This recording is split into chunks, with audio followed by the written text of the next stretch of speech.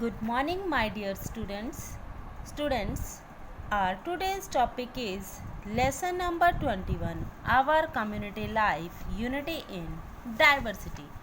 First of all, we have to familiar with the heading and with the name of the chapter, that is our community life. हमारी community का meaning होता है समुदाय यानी group. जब हम group में रहते हैं ना तो उसके बारे में हमने इसमें स्टडी करना है। हमारा जो सामुदायिक जीवन है यानी हमारा जो ग्रुप में रहने की जो ह्यूमन बींग्स होते हैं ना, वो देखो जंगल में नहीं रह सकते हैं, वो समाज में रहते हैं, सोसाइटी में रहते हैं, तो यानी कम्युनिटीज़ में रहते हैं, लोगों के साथ रहते हैं, ग्रुप ऑफ पीपल्स के साथ रहते हैं, और जिस तरह के लोगों के साथ वो रहते हैं वो उनकी कम्युनिटी बन जाता है। क्लियर बेटा? आवर कम्युनिटी लाइफ यानी हमारा सामुदायिक जीवन। और हमारे जो कम्युनिटी लाइफ है, हमारा जो लोगों का रहन सहन है हमारे इंडिया में, उसकी क्या फीचर है? हमारे इंडिया को यूनिक कौन सी चीज़ बनाती है? यूनिक मतलब सबसे अलग, सबसे different, that is unity in diversity. Mean to say हम क्या है? यूनाइट हैं, एक हैं, इन डाइवर्सिटी। इसमें हम कहते हैं अनेकता में एकता, यानी कि हम लोग अलग अलग होते हुए भी, आप देखिए, आप गुजरात चले जाइए, ईस्टर्न कंट्रीज़ में जाइए, वेस्टर्न कंट्रीज़ में, वेस्टर्न सिटीज़ में जाइए, स्टेट्स में चले जाइए, आप साउदर्न साइड चले जाइए इंडिया में, नदर्न साइड चले जाइए, आप किसी भी एरिया में चले जाइए बेटा, आपको वहाँ पे क्या चीज़ मिलेगी? आपको हर एक वहाँ पे ड्रेसेस डिफरेंट पहनते हैं लोग, लैंग्वेजेस अलग होती हैं, कुजिन्स यानी डिशेस अलग होती हैं, अलग अलग तरीके से रिचुअल्स होते हैं, ट्रेडिशंस होते हैं, कल्चर अलग अलग होता है, लेकिन फिर भी हम क्या हैं? यूनाइट, एक। यानी इतनी सारी विभिन्नताएं होने के बावजूद भी, इतनी सारी डाइवर्सिटीज़ होने के बावजूद भी हम लोग क्या हैं? हम इंडियंस हैं, हम एक होते हैं। क्लियर? अब आपको समझ आ गया meaning? Next let's start. Man is called a social animal. Man को सोशल एनिमल कहा जाता है, यानी सामाजिक जानवर जिसको हम बोलते हैं, यानी ये समाज के बिना नहीं रह सकता है। Man can not live without a society और अ कॉमन कम्युनिटी। कोई भी मैन जो है वो समाज के बिना नहीं रह सकते हैं। आप खुद से अंदाज़ा लगा कर देखिए, अगर हम आपको चार दीवारी में बंद कर दें तो आप कितने दिन रहोगे? रह ही नहीं पाओगे। अब कोरोना का ही आप ले लीजिए, कोरोना टाइम में जो कोरोना पीरियड चल रहा था, इसमें जब लॉकडाउन था तो आप लोग घर के अंदर बंद कितने परेशान हो गए थे, है ना? Same as it is man जो ह्यूमन बीइंग नेचर है ना, वो सोसाइटी में, समाज में रहने के लिए बना हुआ है, लोगों के साथ मिलजुल कर रहना, उनसे बातें करा, इंटरेक्शन करना, तभी हम लोग रह पाते हैं। The society provide security and support to everyone. और जो सोसाइटी है वो हमें सिक्योरिटी प्रोवाइड करवाती है एंड सपोर्ट प्रोवाइड करवाती है। It is due to human nature and our necessity that we enjoy living in a community. ये हमारी आप ज़रूरत भी कह सकते हैं या ह्यूमन बींग्स की नेचर भी कह सकते हैं कि इन दोनों के कारण ही हम कम्युनिटी में रहना इंजॉय करते हैं, यानी समुदाय में रहना, लोगों के ग्रुप ऑफ पीपल के साथ रहना इंजॉय करते हैं। As a result of the advancement in science and technology, human needs have multiplied many fold. अब जैसे जैसे साइंस और टेक्नोलॉजी में इम्प्रूवमेंट हो रही है, human needs have multiplied many fold, यानी कि ह्यूमन नीड्स की जो है वो, जो हमारी ज़रूरतें हैं वो मल्टीप्लाई के उसमें बढ़ रही हैं। जैसे मल्टीप्लाई करते हैं ना, 2 2 ज़ार 4, 4 2 ज़ार 8, 8 2 ज़ार 16, इस तरीके से हो रही हैं, डबल ट्रिपल होती जा रही हैं, यानी गुणात्मक रूप से बढ़ रही हैं, गुणा होती जा रही है, मल्टीप्लाई होती जा रही हैं। The people living in the villages comparatively led a simple life than those who resides in cities. जो लोग शहरों में रहते हैं ना, उनके बजाय जो गांव में रहते हैं, उनकी लाइफ जो होती है वो बहुत सिंपल है, वो बहुत सिंपल जीवन जीते हैं और जो शहर में रहते हैं उनके मुकाबले, क्योंकि शहर के लोग तो लग्जरियस हैबिट होती हैं उनकी, वो लग्जरी में रहना, आरामदायक एनवायरनमेंट में रहना पसंद करते हैं। As a result their requirement are different from one another. और इसी के परिणामस्वरूप जब दोनों की ज़रूरतें अलग अलग हैं तो उसका क्या रिजल्ट होता है कि दोनों की रिक्वायरमेंट्स अलग अलग हो जाती है, यानी शहर के लोगों की ज़रूरतें अलग हैं और ग्रामीण लोगों की ज़रूरतें, रिक्वायरमेंट मिनटू से ज़रूरतें अलग होती हैं। इन शॉर्ट, अगर हम संक्षेप में समझें, needs, requirements and necessities of human being compel them to live together. जो हमारी ज़रूरतें हैं, हमारी आवश्यकताएं हैं, उन सब के कारण ही, ह्यूमन बीइंग्स की जो ज़रूरतें हैं, उनकी आवश्यकताएं, उनके कारण ही हम क्या हो जाते हैं? मजबूर हो जाते हैं एक दूसरे के साथ रहने के लिए। एक्सटेंड म्यूचुअल कोऑपरेशन, और इसी से हमारा जो आपसी कोऑपरेशन है, सहयोग की भावना है, वो बढ़ती है। This is called community life, और इसी लाइफ को हम क्या कहते हैं? Community life. ओके बेटा, now it is more clear to you. Next is community and interdependence, यानी सामुदायिक तौर पर, और इंटरडिपेंडेंस, दोनों चीज़ें क्या हैं। इंटरडिपेंडेंस का मतलब होता है आपस में निर्भर रहना। इंटर मतलब आंतरिक रूप से, डिपेंडेंस मतलब निर्भरता, आंतरिक निर्भरता। The community in which we live comprises of the family, the school and the neighbourhood. Community में क्या क्या चीज़ें आती हैं? आपकी फैमिली आती है, आपके पास पड़ोस नेबरहुड आते हैं, आपका स्कूल आता है, जो भी आप जिस भी जगह पर रहते हो वहाँ जितनी भी चीज़ें हैं उसके आसपास, वो सारी कम्युनिटी में आती हैं। The family is living close to one another in a particular area form a neighbourhood. जो लोग आसपास रहते हैं, जिनके घर आसपास होते हैं, उनको हम नेबरहुड बोलते हैं। Living together helps in solving various kind of problem by mutual give and take. और एक दूसरे के साथ रहना ही हमारी बहुत सारी समस्याओं को सुलझा देता है, क्योंकि जब हम साथ रहते हैं तो बहुत सारी प्रॉब्लम्स अपने आप सॉल्व हो जाती हैं, क्योंकि हम एक दूसरे से ले देकर गिव एंड टेक, यानी कि अपनी ज़रूरतें दूसरों से पूरी करवा कर और दूसरों की ज़रूरतें खुद पूरी करके अपनी जो प्रॉब्लम्स हैं उनको सॉल्व कर लेते हैं। Group of neighbourhood comprises a village और अ सिटी। और इसी तरह से जब पड़ोस होते हैं, नेबरहुड होते हैं, वो सारे मिलकर के क्या बनाते हैं? या तो एक विलेज, अगर हम विलेज में रहते हैं तो वो विलेज की फॉर्म करते हैं, और अगर हम सिटी में रहते हैं तो वो सिटी फॉर्म करते हैं, बनाते हैं। Many villages and cities together form a country. और बहुत सारे गाँव और शहर मिलकर के कंट्री, उनसे क्या बनता है? देश बनता है। हम कहते हैं ना कि विलेजेस जो होती हैं हमारे देश की नींव होती हैं। हमारी जो नींव है देश की, वो क्या है? गांव है। गांव जब जुड़ते हैं तो क्या बनते हैं? शहर बनते हैं। जब शहर जुड़ते हैं, सिटीज़ जुड़ती हैं, तो डिस्ट्रिक्ट बनते हैं, जिला बनता है। और जब डिस्ट्रिक्ट्स जुड़ती हैं तो स्टेट बनता है, और जब स्टेट्स जुड़ती हैं तो एक कंट्री बनता है। यानी कि इनडायरेक्टली अगर हम देखें तो जो ग्रुप ऑफ नेबरहुड है, यानी कि जो विलेजेस की भी नींव है, नेबरहुड, पास पड़ोस, उसी से हमारा देश बनता है। No country in the world can meet the demands of its people independently. यानी कोई भी देश ऐसा नहीं है जो कि अपने लोगों की ज़रूरतों को इंडिपेंडेंटली पूरा कर पाए, यानी हमें एक दूसरे पर इंटरडिपेंडेंट रहना पड़ता है। Hence every family, neighbourhood, village, city और country has to be depend on one another. इसीलिए जब कंट्रीज़ एक दूसरे पर डिपेंड हैं तो सिटीज़, विलेजेस, स्टेट्स, नेबरहुड सभी एक दूसरे पर ऑटोमेटिकली क्या हो जाते हैं? डिपेंडेंट हो जाते हैं, क्योंकि हम इतने सक्षम नहीं हैं कि हम अपनी सारी ज़रूरतों को खुद ही पूरा कर लें। जैसे कि मैं आपको ज़रूरतों के लिए एक एग्जाम्पल देती हूँ बेटा। देखिए, अब आप देखिए, मान लीजिए आपको क्लॉथ्स चाहिए, तो क्या आप अपने लिए धागा कपास खुद ग्रो करोगे? जो कॉटन होती है वो खुद ग्रो करोगे, या आप जूट ग्रो करोगे, फिर उसके बाद आप उससे धागा बनाओगे, फिर कपड़ा बनाओगे, फिर आप अपने लिए स्टिच कराओगे?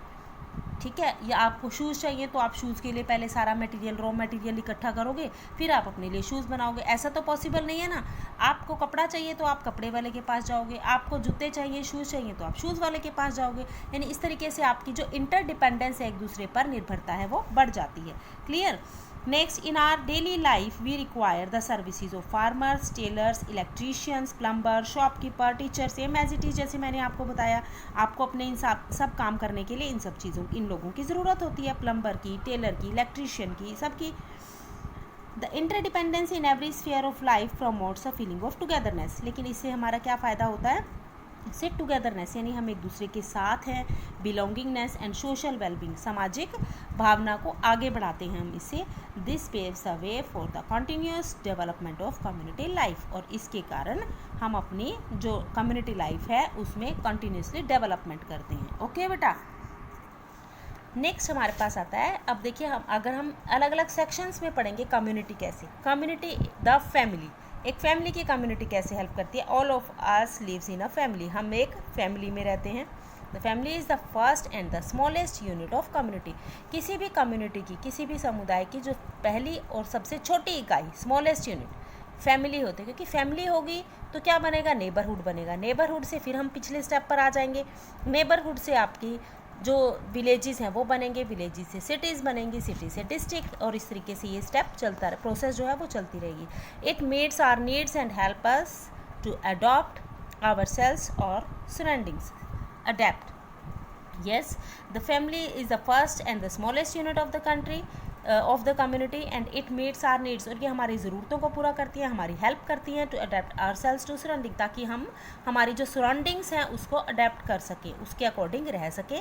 The family is also called our first school. Family को हमारा फर्स्ट स्कूल भी कहा जाता है, पहला school. It is here that the child observes, imitate and learns various skills like walking, talking, interacting with others. देखिए family को first school इसलिए कहा जाता है क्योंकि बच्चा पैदा होते ही स्कूल नहीं जाता है या फिर दूसरों के संपर्क में नहीं आता है, पड़ोसियों के घर नहीं जाता है, वो कहाँ रहता है, अपने फैमिलीज़ में, फैमिली मेम्बर्स के साथ, जैसे ग्रैंड पेरेंट्स, चाचा चाची, मौसा मौसी, इनके साथ रहते हैं। फर्स्ट ऑफ ऑल पेरेंट्स के साथ, मदर के साथ, फादर के साथ, अपने भाई बहनों के साथ रहता है। तो वो उनको देख करके सीख जाता है, उनको ऑब्जर्व करता है, देखता है, इमिटेट करता है, यानी फॉलो करता है। इमिटेट करना, किसी चीज़ का अनुसरण करना, फॉलो करना, और लर्न्स, और सीख जाता है। क्या क्या सीखता है, स्किल्स सीखता है, जैसे चलना सीखता है, बातें करना सीखता है, एक दूसरे से बोलना, रिएक्ट करना सीख जाता है। Use of mother tongue enable the child to express his her feelings, और जब वो मदर टंग यानी जो लैंग्वेज घर में बोली जाती है उसी में वो अपनी फीलिंग्स को एक्सप्रेस करता है। क्लियर।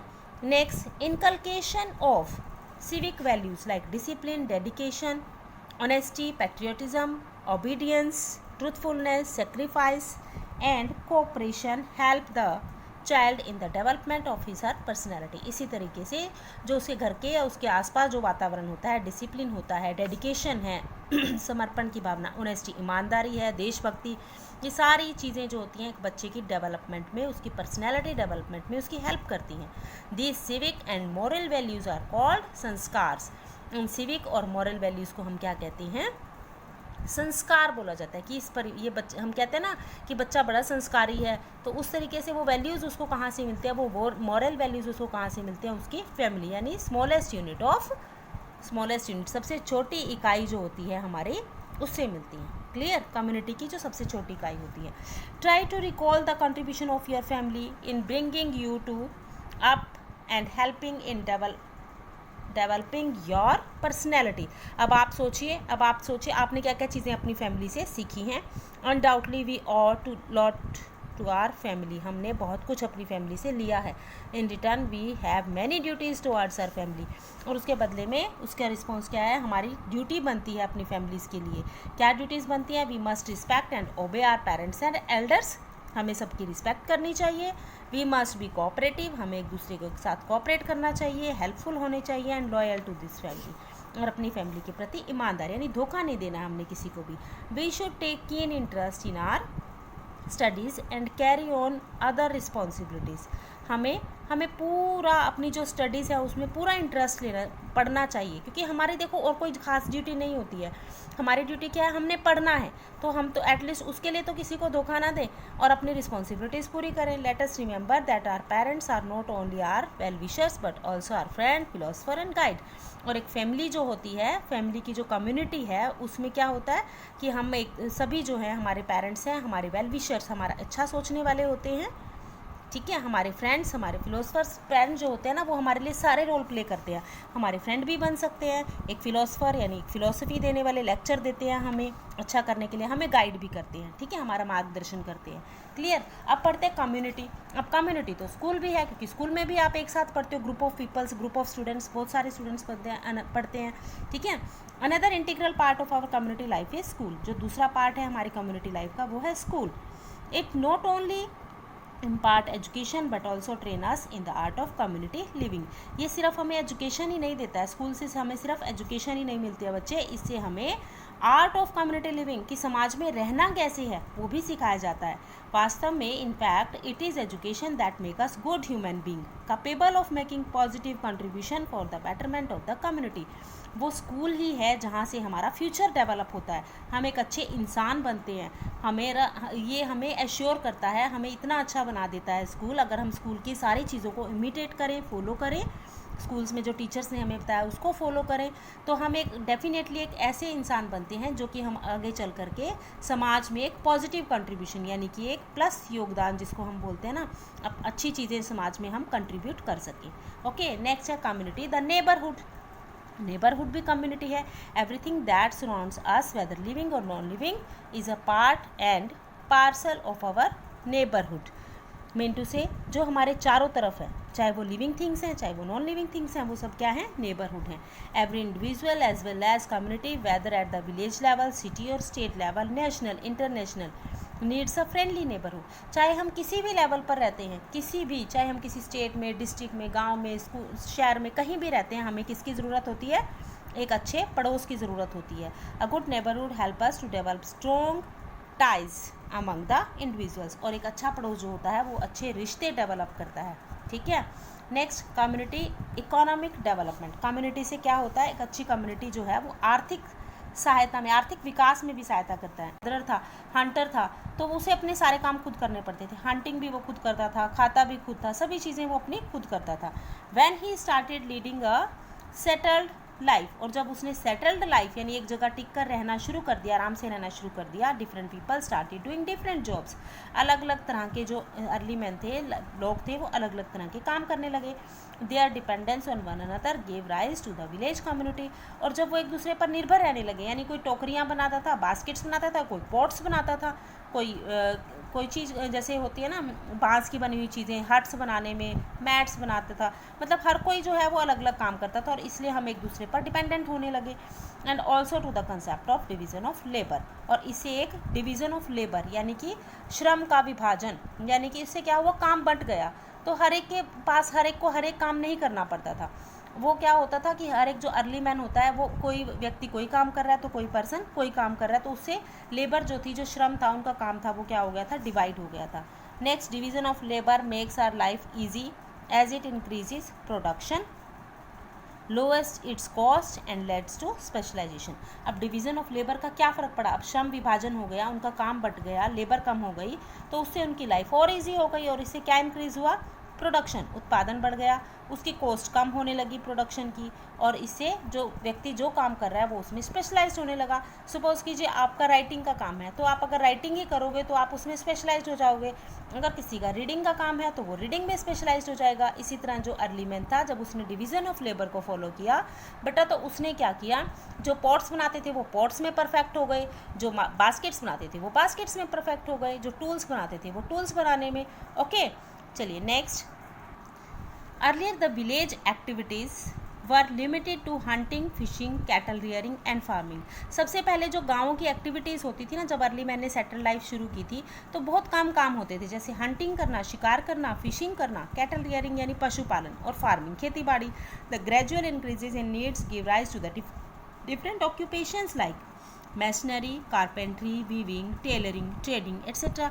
और जैसे जैसे हमारी ज़रूरतें तेज़ी से बढ़ी, यानी ग्रेजुअल इंक्रीज इन नीड्स, हमारी आवश्यकताओं में बढ़ोतरी हुई, तो उससे अलग अलग ऑक्यूपेशंस वो काम होता है बेटा जो पैसा कमाने के लिए किया जाता है, ठीक है। अपनी ज़रूरतें पूरी करने के लिए हमें पैसा चाहिए, और पैसा कमाने के लिए किया जाने वाले सारे काम जो होते हैं वो ऑक्यूपेशंस होते हैं। उससे ऑक्यूपेशंस, डिफरेंट ऑक्यूपेशंस का आविष्कार हुआ, जैसे कि masonry, carpentry, weaving, tailor, trading, इस तरह से।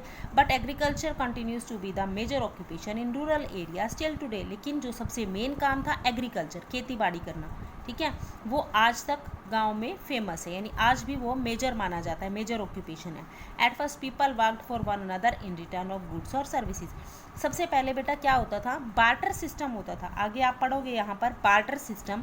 बार्टर का मीनिंग होता है कि पैसा तो था नहीं, मनी नहीं होती थी उस टाइम में। उस टाइम में क्या होता था, अगर मुझे सपोज कीजिए कपड़ा चाहिए और आपको जूते चाहिए, तो आप क्या करोगे, एक्सचेंज कर लेते थे चीज़ों को, यानी एक्सचेंज ऑफ गुड्स, वस्तुओं का जब आदान प्रदान हम करते हैं तो उसको हम क्या बोलते थे, बार्टर सिस्टम। लेटर ऑन बाद में they worked in exchange for money, और बाद में क्या हुआ, ये मनी से एक्सचेंज होने लगा, यानी पैसा आ गया तो अब वो चीज़ें पैसे के बदले खरीदी जाने लगी, जैसा कि आज के टाइम में होता है। दिस की become the basis of all economic activities, और इससे हमारे जो इकोनॉमिक एक्टिविटीज़ हैं उसको बेस मिला।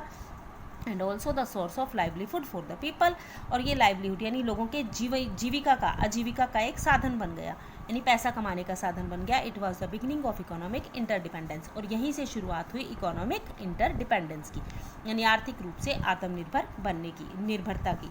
Next, on the other hand, दूसरी तरफ with the coming up of towns and cities, economic activities in urban areas were different in nature.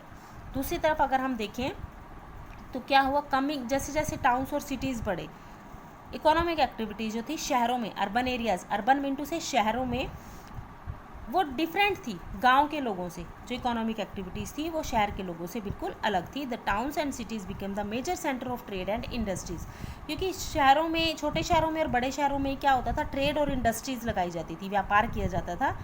A chain of economic activities like construction of roads and buildings, trading, manufacturing of goods, etc. started. लोग अब जहाँ रहने लगे वहाँ सड़कें भी चाहिए, वहाँ पार्क भी चाहिए, हॉस्पिटल भी चाहिए, स्कूल्स भी चाहिए। तो ये सारे जो कंस्ट्रक्शन है, रोड्स की, बिल्डिंग्स की, ट्रेडिंग, चीज़ें बनाना, मैन्युफैक्चरिंग मतलब चीज़ें बनाना, इन ये सब शुरू हो गए। The services like health and medical care, अब देखो हेल्थ एंड मेडिकल केयर यानी हॉस्पिटल्स, आपके मेडिकल शॉप्स, ये सब चीज़ें, education, school, supply of water, electricity, banking, insurance, ये सभी भी क्या हुए, have also become essential requirement, ये भी हमारी ज़रूरतें बन गई, बहुत ज़रूरी हो गया हमारे लिए, not only of the urban life but also of the rural living, ना कि केवल शहरों के लिए बल्कि गाँव के लिए भी ये सारी चीज़ें ये बहुत ज़रूरी थी। क्लियर। नेक्स्ट आता है कम्युनिटी कल्चरल डेवलपमेंट, यानी कि उससे हमारी कल्चर कैसे डेवलप हुई, हमारी सांस्कृतिक विकास कैसे हुआ। In the early stage of settle life, जब हमने सेटल लाइफ जीना शुरू किया, man had a lot of spare time, इंसान के पास समय बहुत होता था, which he use for roaming around, जो वो इधर उधर, रोमिंग मतलब घूमना, इधर उधर घूमने में वेस्ट करता था, गाने में, प्लेइंग में, डांसिंग में, पेंटिंग में, इन सब चीज़ों में, यानी एंटरटेनमेंट, अपना मनोरंजन करने में वो समय को लगाता था। The expressions and feelings of the people living in different environment took the form of hobbies, और इस तरह से अपनी बातों को एक्सप्रेस करना, अपनी फीलिंग्स को एक्सप्रेस करना, जो लोग वहाँ रहते थे इन डिफरेंट एनवायरनमेंट, अलग अलग वातावरण में, took the form of hobbies, ये लोगों ने क्या बनाया, उनको अपनी हॉबी बना लिया। जैसे आजकल आप माई हॉबी या फेवरेट हॉबी करते हो ना, उस तरीके से। जैसे आर्ट एंड क्राफ्ट, जो वो पेंटिंग करते थे उनको आर्ट एंड क्राफ्ट, पेंटिंग का नाम दिया गया। स्कल्पचर्स, स्कल्पचर होता है किसी स्टोन से या वुडन के पीस से आप उसको एक शेप दे देते हो प्रॉपर, ठीक है, उसको हम बोलते हैं sculpture. Architecture, music, dance and literature, ये सारी वो हॉबीज़ बन गई। These activities kept on changing with time and place, और ये इन एक्टिविटीज़ में चेंज आता गया समय और जगह के साथ साथ। The food habits, dresses, dance forms, paintings, martial arts, games and sports varied from region to region, मतलब एरिया वाइज, हर एक एरिया में ये जो चीज़ें होती थी वो अलग अलग होती थी। जैसा मैंने आपको लेसन के स्टार्ट में बताया था कि ईस्टर्न साइड चले जाइए तो वहाँ की हॉबीज़, वहाँ की लैंग्वेज, लिटरेचर वो है अलग होता है, ड्रेसेस, फूड हैबिट्स सब अलग होती हैं। वेस्टर्न में अलग, साउथर्न पोर्शन में अलग, और इंडिया के वेस्टर्न पोर्शन, नदर्न पोर्शन में अलग। इस तरीके से सारी जो चीज़ें हैं वो अलग अलग होती थी, वैरायटी होती थी इनमें। They were influenced by geographical and climatic condition, और उन पर सबसे ज़्यादा प्रभाव किसका पड़ता था, फूड हैबिट्स पर, ड्रेसेस पर, किसका पड़ता था, जियोग्राफिकल एंड क्लाइमेटिक कंडीशन पर, कि जैसे जहाँ की भौगोलिक स्थिति होती थी, क्लाइमेट होता था, वैसे ही वहाँ के लोग फूड हैबिट्स और ड्रेसेस होती थी। Clear. The interaction among the various communities influence the customs, beliefs and tradition, और इस तरीके से जब हम एक दूसरी कम्युनिटी के संपर्क में आए, एक दूसरे स्टेट के लोगों के संपर्क में आए, तो उससे क्या हुआ, उससे हमारे कस्टम्स, हमारे विश्वास, हमारी जो परंपराएं थी, रीति रिवाज थी, वो सारे प्रभावित हुए। ठीक है, इस तरह से हम एक दूसरे पर इंटरडिपेंडेंट हो गए। क्लियर बेटा। So this is the community, जो हमने इस लेसन में पढ़ा, ये कम्युनिटी टॉपिक था। अब इसके जो सेकंड पार्ट है उसमें हम डाइवर्सिटी के बारे में पढ़ेंगे। क्लियर बच्चे। Okay, till then wait for the second video of this chapter. Okay, take care, good bye.